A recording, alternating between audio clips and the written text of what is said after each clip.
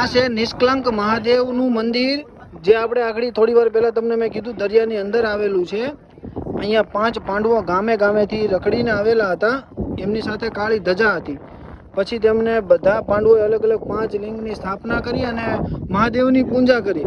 પરંતુ પૂજા કરતાની સાથે જે કાળી ધજા હતી ને એ ધોળી ધજા થઈ ગઈ અને મહાદેવ પ્રગટ થયા અને તેમણે કીધું કે હવેથી તમારા બધા જ પાપ ધોવાઈ ગયા છે. એટલે અહીંયાથી નામ પડ્યું નિષ્કલંક મહાદેવનું મંદિર.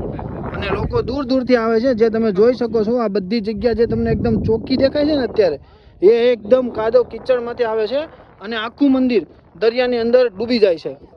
આજે હું તમને બતાવું છું. આ જે મંદિર છે ને, જે આ જગ્યા બધી આખી જગ્યા દરિયાની અંદર ડૂબી જાય છે. હાલવાનો કોઈ પણ રસ્તો રહેતો નથી, પણ આ જગ્યા કોઈ સાફ કરેલી નથી. ઓટોમેટિક દરિયાનું પાણી વહી જાય એટલે ઓટોમેટિક જગ્યા સાફ થઈ જાય છે અને આવવા જવાનો રસ્તો ખુલી જાય છે. આ તમે જુઓ, દૂર દૂરથી લોકો અહીંયા આવે છે. જુઓ, અમે પણ આ કાદવ કિચડમાંથી આવ્યા છીએ. આગળની રીલ્સ મેં તમને મૂકેલી છે, જે ચાલતા આવતા હતા તે. એટલે પાંડવોએ અહીંયા સ્થાપના કરેલી છે. અને નિષ્કલંક મહાદેવ મંદિર કેમ કહેવાય છે તેમનો પણ મેં તમને આખો ઇતિહાસ જણાવી દીધો છે. ચલો મિત્રો, થેન્ક યુ.